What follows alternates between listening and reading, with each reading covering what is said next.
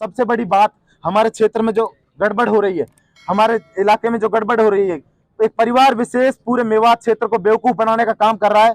अभी हम सब लोगों ने देखा था सोशल मीडिया में, चौधरी जाकिर हुसैन रिकमेंडेशन करते हैं, अपने स्टेटमेंट में एक तरह से एडवोकेसी करते हैं और बिना तथ्यों के आधार पर, बिना सबूतों के आधार पर कांग्रेस एमएलए मामन खान को गिरफ्तार कराने के लिए, और उसके बाद विधानसभा क्षेत्र कामा में चौधरी जाकिर हुसैन का भांजा और चौधरी हमारी विधायक जाहिदा खान का बेटा उसकी रिहाई की मांग करता है। ये देखिए कितना बड़ा दोगलापन है। एक ही परिवार के लोग, मामा गिरफ्तारी की बात करता है और भांजा रिहाई की बात करता है, ये हमें समझना होगा। मामा एक तरफ तो गिरफ्तारी की बात कर रहे हैं और एक तरफ इस परिवार ने दोनों पार्टियों को हाईजैक कर रखा है। दोनों पार्टियों को हाईकमान को समझना चाहिए, जनता जाए तो जाए कहां, जनता अपना पक्ष रखे तो रखे कहां।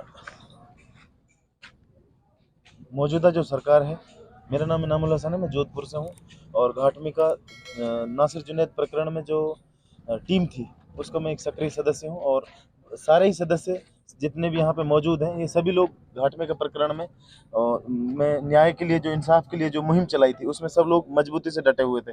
उस प्रकरण में बहुत सारे आरोपी पकड़े गए हैं, मुख्य आरोपी मोनू मानेसर पकड़ गए, लेकिन उसके अलावा और भी, क्योंकि 27-28 लोग उसमें आरोपी थे, अभी तक वो गिरफ्तार नहीं हुए उनके बारे में। और इलाके की जो बेसिक समस्याएं हैं, मूलभूत समस्याएं हैं जिनसे इलाके के लोग परेशान हैं, जैसे किसी भी कार्यालय में जितने भी राजकीय कार्यालय हैं, बिना पैसे के एक आम आदमी का काम नहीं होता है, उसके संबंध में। और उसके अलावा जो जनप्रतिनिधि हैं उनकी जो निरंकुशता है, तानाशाही है, उसके संबंध में हमने सारी समस्याओं को अंकित करते हुए एक ज्ञापन पत्र उपखंड अधिकारी पहाड़ी को सौंपा है और राज्यपाल के नाम से हमने एक ज्ञापन दिया है।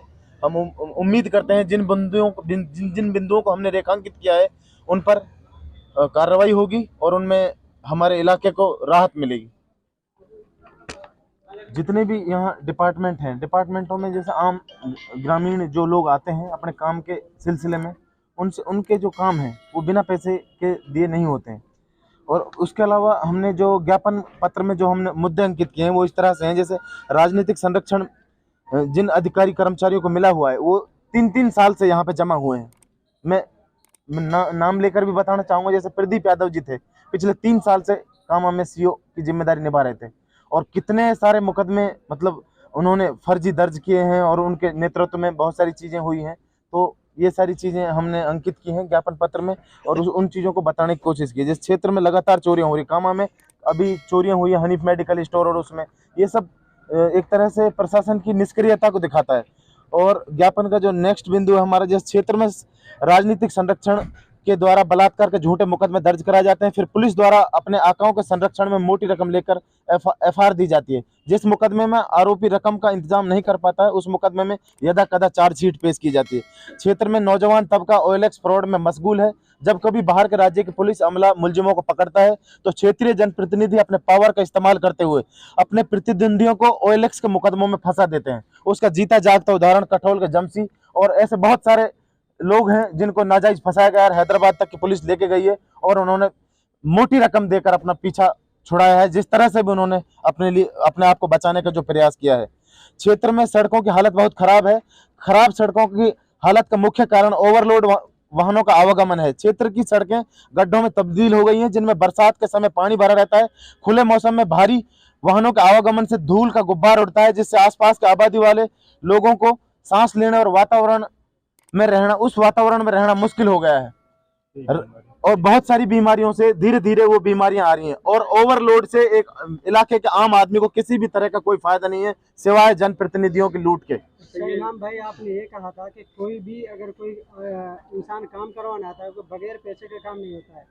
आपको क्या लगता है कि खुद जो अधिकारी हैं वो पैसे लेते हैं या उनके ऊपर पीछे से दबाव बनाया जाता है?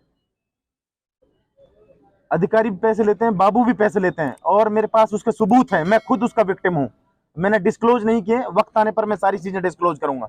मेरे पास किसी काम से जिस अधिकारी का मेरा पाला पड़ा है, जिनसे उन अधिकारियों ने मेरे से जितने भी अमाउंट की डिमांड की है, उस तरह के तथ्य मेरे पास हैं, सबूत हैं और उसके बावजूद भी मेरा काम लटका हुआ था और फिर मैंने उस काम का फॉलोअप करना छोड़ दिया।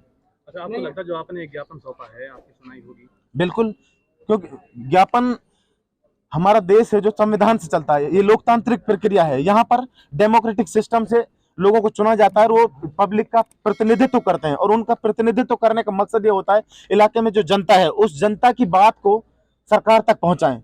और हमारे पास उसके अलावा बहुत सारे माध्यम है, ईमेल है, व्हाट्सएप है, सोशल मीडिया है, ये बहुत सारे माध्यम है जिनके माध्यमों से हम अपनी परेशानियों को सरकार को अवगत करा सकते हैं। अच्छा, अभी अताउल्लाह को गिरफ्तार किया है, उसके बारे में आप क्या कहना चाहेंगे? उसके बारे में ये कहना चाहूंगा, जैसे मुझे वीडियो से विदित हुआ है, उसमें पुलिस प्रशासन ने विधायक जाहिदा खान के समर्थकों के साथ भी पत्थरबाजी की है और अताउल्लाह के जो समर्थक थे उन्होंने भी पत्थरबाजी की है। अताउल्लाह ने अपने समर्थकों को काफी समझाने का प्रयास किया था, लेकिन उसमें जोश में नौजवानों ने होश खोया और उनसे वो गलती हुई, और जिसके कारण उन्हें गिरफ्तारी का मुंह देखना पड़ा।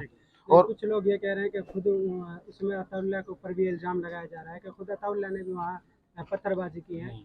नहीं, ऐसा नहीं है, बिल्कुल सरासर गलत है। अताउल्लाह बहुत समझदार आदमी है, ऐसी गलती वो नहीं कर सकता है, और उसके ऐसे कई वीडियो वायरल हुए हैं जिसमें ये विदित होता है, साबित होता है कि उसने वहां पर जो गैदरिंग थी उसको समझाने की कोशिश लेकिन एक और भी है, वहाँ पे दो पार्टियों में पथराव हुआ था। पथराव तो नहीं कह सकता, हम ढल चले थे क्योंकि खेतों का मामला था। हाँ। तो दो पार्टियों को तरफ चला था वो, लेकिन एक पार्टी के ऊपर कार्रवाई, लेकिन दूसरी पार्टी पर अभी तक कोई कार्रवाई नहीं एक हुई। पार्टी पर कार्रवाई हुई, दूसरी पार्टी पर कार्रवाई नहीं हुई। स्थानीय विधायक जाहिदा खान यही चाहती हैं, हर गांव में गुट बनाना चाहती हैं, हर गांव में गुंडागर्दी चाहती हैं, दो भाइयों को अलग करना चाहती हैं। यही उनका उद्देश्य है, यही उनका मकसद है, और वो इसमें कामयाब है। और अभी क्षेत्र में हमारे यहाँ पे खुले और दूसरा जो ग्रुप है वो जाहिदा समर्थक है, और मोनू मानेसर के जो मुखबिरों का जो खुलासा हुआ है वो भी घाटमिका गांव के ही लोग निकले हैं। तो इसलिए उस गुटबाजी को अंजाम देना, और जो मुखबिर समर्थक हैं वो अपने बचाव ढूंढने के लिए इस तरह के राजनीतिक आकाओं की शरण में डटे हुए हैं।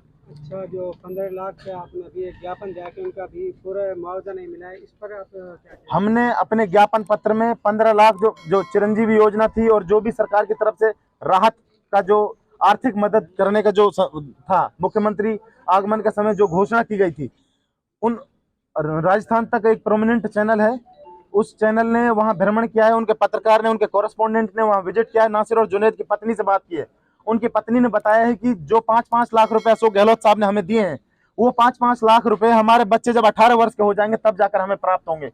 उसके अलावा जो बाकी की जो आर्थिक सहायता जो मिलनी चाहिए थी वो आर्थिक सहायता नहीं मिली है, और विधायक जाहिदा खान की निष्क्रियता के कारण, हमारे जनप्रतिनिधियों की निष्क्रियता के कारण उसमें दूध का दूध और पानी का पानी नहीं हुआ है। और सबसे बड़ी बात, हमारे क्षेत्र में जो गड़बड़ हो रही है, हमारे इलाके में जो गड़बड़ हो रही है, एक परिवार विशेष पूरे मेवात क्षेत्र को बेवकूफ बनाने का काम कर रहा है।